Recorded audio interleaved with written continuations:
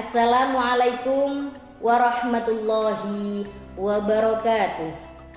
Bismillahirrahmanirrahim. Alhamdulillahirabbil alamin.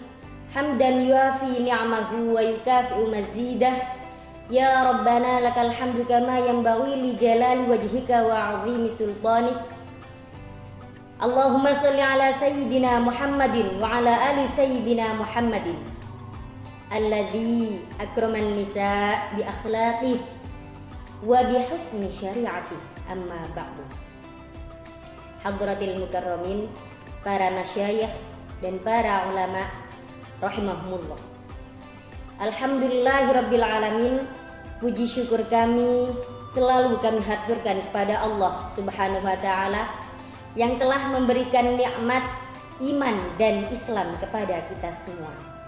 Shalawat dan salam semoga tetap tercurahkan kepada junjungan Nabi besar Muhammad sallallahu alaihi wasallam yang sangat mencintai umatnya, dan semoga kita termasuk umatnya yang juga sangat mencintai beliau Rasulullah sallallahu alaihi wasallam.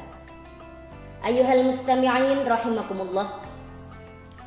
Pada kesempatan kali ini kita akan membahas sedikit tentang perempuan pembawa kedamaian.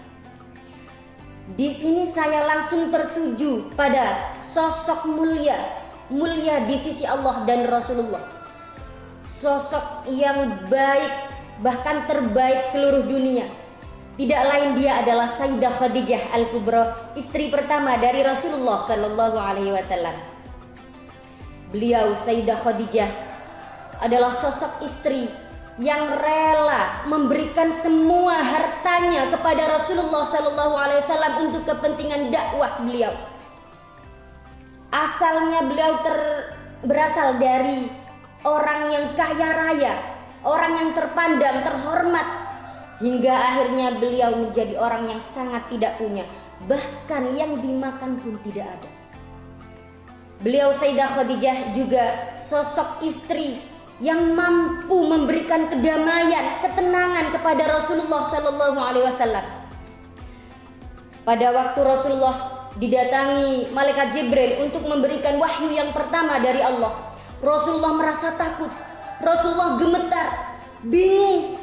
Kemudian Rasulullah pulang, di rumah ada Sayyidah Khadijah Al-Kubra yang berhasil menenangkan hati Rasulullah, membuat Rasulullah merasa lebih tenang dan damai, hingga Rasulullah siap untuk mendapatkan wahyu yang pertama dari Allah Subhanahu wa taala. Dan itu semua dilakukan oleh Sayyidah Khadijah karena cintanya kepada Allah dan Rasulullah. Pernah pada suatu ketika Rasulullah baru pulang dari berdakwah, langsung Sayyidah Khadijah ingin menyambut kehadiran Rasulullah, sedangkan beliau dalam keadaan menyusui Sayyidah Fatimah Az-Zahra. Kata Rasulullah, "Wahai istriku Sayyidah Khadijah, tetaplah di tempatmu, tidak usah berdiri." Kemudian Sayyidah Khadijah tetap di tempatnya, dan Sayyidah Fatimah oleh Rasulullah dipindah ke tempat tidur. Gantilah Rasulullah yang tidur di pangkuan Sayyidah Khadijah Al-Kubra. Seketika Rasulullah merasa nyaman, langsung tertidur pulas oleh Sayyidah Khadijah. Dielus rambutnya, rambut Rasulullah sallallahu alaihi wasallam dibelai dengan kasih sayang sangat besar. Tidak terasa air mata Sayyidah Khadijah terjatuh langsung mengenai pipi Rasulullah sallallahu alaihi wasallam, dan beliau Rasulullah langsung terbangun dan bertanya, "Wahai istriku Sayyidah Khadijah, mengapa engkau menangis? Apakah engkau merasa menyesal bersuamikan aku? Apakah engkau merasa menyesal menjadi istriku? Dulu engkau kaya raya, sekarang engkau susah, bahkan menderita, dicaci maki banyak orang." Apa jawaban Sayyidah Khadijah? Sayyidah Khadijah langsung menjawab, "Wahai Rasulullah, andaikan aku mati dan dakwahmu belum selesai, sedangkan dakwahmu masih berlanjut, dan jika engkau membutuhkan kayu untuk engkau jadikan jembatan menyeberangi sungai, atau engkau membutuhkan kayu untuk engkau jadikan perahu untuk menyeberangi lautan, galilah kuburanku ya Rasulullah. Ambil tulang belulangku, jadikan sebagai perahu ataupun jembatan. Katakan kepada mereka bahwa yang berhak disembah adalah Allah. Katakan tentang kebenaran kepada mereka ya Rasulullah. Mendengar jawaban Sayyidah Khadijah, Rasulullah pun menangis dan memeluk Sayyidah Khadijah Al-Kubra. Ayuhal mustami'in rahimakumullah. Kita sebagai perempuan seharusnya lah meniru sedikit demi sedikit akhlak dari Sayyidah Khadijah Al-Kubra.